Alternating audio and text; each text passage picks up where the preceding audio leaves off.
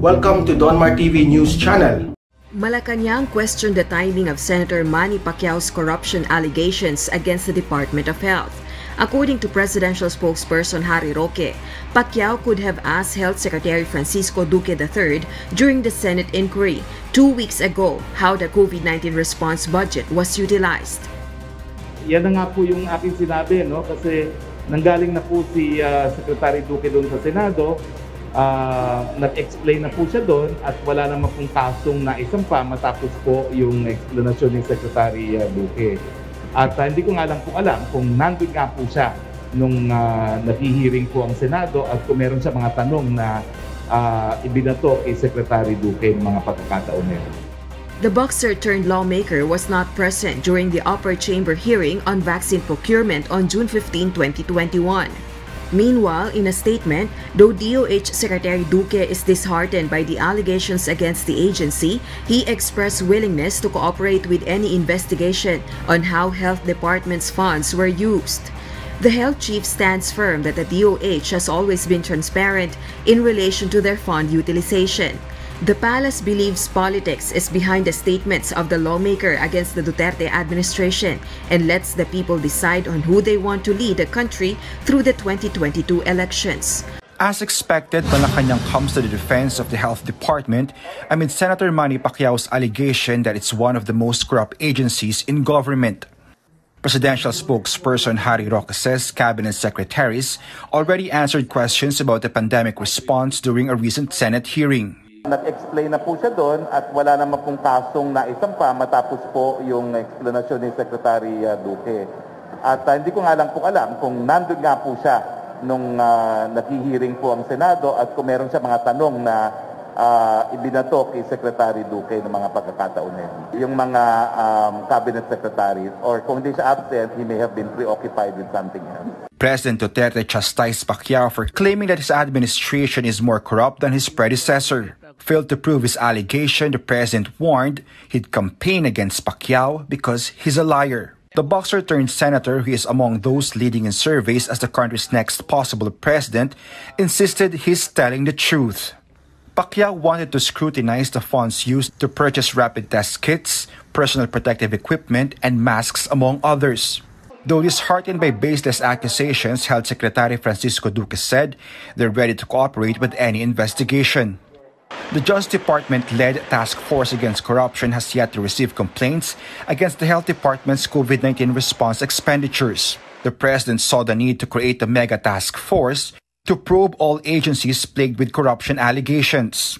Justice Secretary Bernardo Guevara names local government units, Departments of Public Works and Highways, Environment and Natural Resources, Land Registration Authority, and Bureau of Customs with the most number of complaints. 15 cases have been endorsed to the Ombudsman for further investigation. Another 15 were referred to the National Bureau of Investigation for case build-up. Critics question the effectiveness of the anti-corruption panel, given that it only has a year to do its job. And can it even put corrupt officials behind bars? Oh, meron na. Ate VP Lenny, meron ka na naman. Ano na naman to? ito talaga mga tao. Hindi ko naman maintindihan. Bakit ba kayo... Sabi kasi ni Presidente, sabi niya ako bukas na bigyan ko ng mga baril itong mga volunteers, anti-crime volunteers na tutulong sa mga police forces natin. O syempre, nakakita na naman ng mga detractors. Ayan, sabi niya, nako, abuso yan. Bibigyan mo ng mga baril yan. Baka kung saan umantong yan. Baka mambaril na lang yan kung sino-sino yan. O hindi lang naman si Ate BP Lenny. Marami. Pati yung ako nang banggitin ng pangalan nito. Masyadong waste of time na banggitin ko pangalan nito. Naging rebelde, pagkatapos naging senador, tapos ngayon gusto pang tumakbo ng presidente. Sus Maria Josep. Lako, pumunta ka doon sa mga pinupuntahan kong mga lugar. Pag nababanggit ang pangalan mo, talaga namang sinusuka ka ng mga tao dahil sa mga ginagawa mo. Bakit ba kayo Si Presidente Duterte, isa pa ito pang senador na taga-Cabiting kaibigan natin. Kontra din. Parang hindi nyo makita yung punto de vista ni Presidente. Kasimple lang naman ang sinasabi ni Presidente. Unang-una, yung mga pulis natin, mga law enforcement agencies, hindi ba? Kulang nga tayo eh. Sa totoo lang, kulang na kulang. Ako, alam nyo ba, matagal ko nang sinasabi yan eh. Yung army natin kulang. Militar kulang. Mga pulis kulang. Ilan lang ba pulis natin? For every 100 citizens o 2,000, 3,000 citizens, isa lang ang pulis. Kayo naman. So, kailangan talaga natin ng alalay sa ating mga kapwa mamamayan. At maganda nga ang tanong aarmasan ba natin? Unang-una, dati namang pwede mag-armas sa mga mamamayan natin. Meron naman tayong batas. Kailangan lang susunod ka. May mga requirements yan Hindi po ba? At itong mga tutulong, tandaan nyo, kung tutulong ka para patupad mo yung batas, di syempre, magagali sa yung mga siraulo, mga kriminal, di yung buhay mo, nanganganib din. So, kailangan ka talagang magkaroon din ng depensa mo sa katawan mo, sa sarili mo. Ano ba naman yung masama? Pero, unang-una, hindi ka naman basta magbibigay ng armas.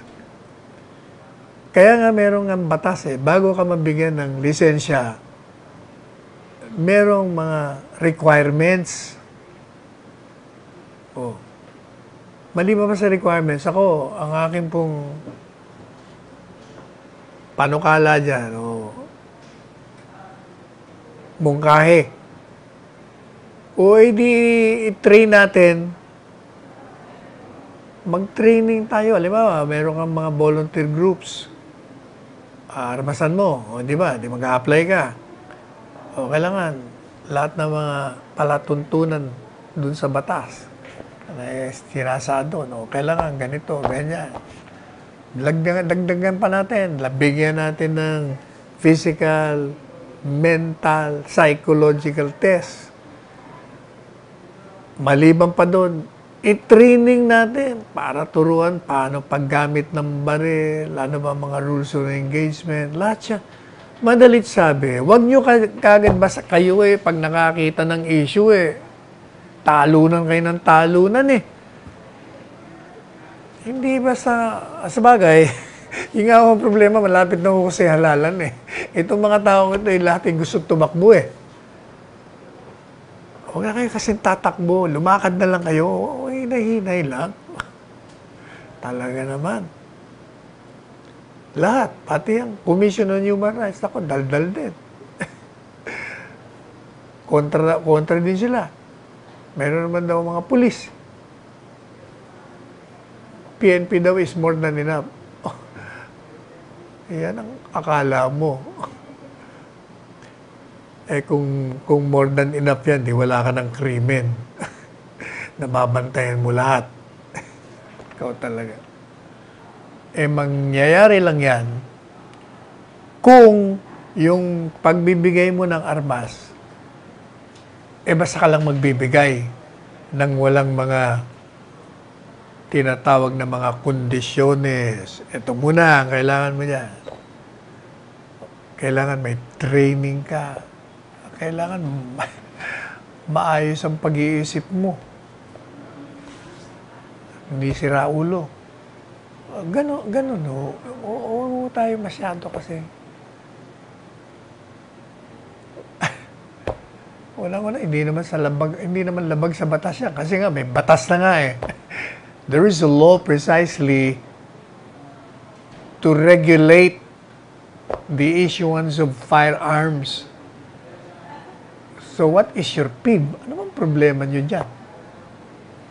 Talaga kayo. Ay, nako. Hirap talaga maging presidente. Kaya alam niyo si Presidente Duterte, ayaw niya talaga mag-presidente noon. Kaya ayaw niya rin mag-presidente yung anak niya. Sabi niya, wala kang gagawin ditong tama eh. Palaging mali. Doon sa mga gustong pumalit sa'yo.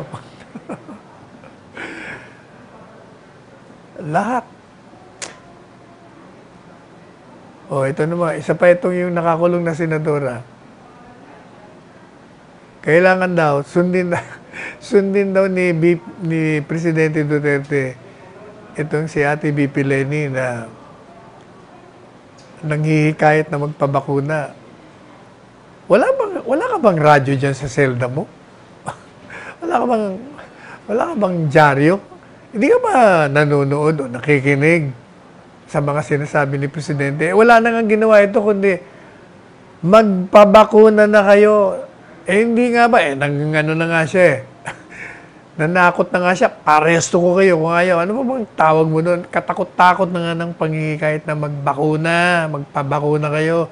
Huwag kayong mamili ng bakuna. Kung anong nasa harap nyo, ibakuna nyo na sa mga sarili nyo. Ewan ko ba ito mga ito? Ito naman Commission on Human Rights. Informed consent needed daw before vaccination.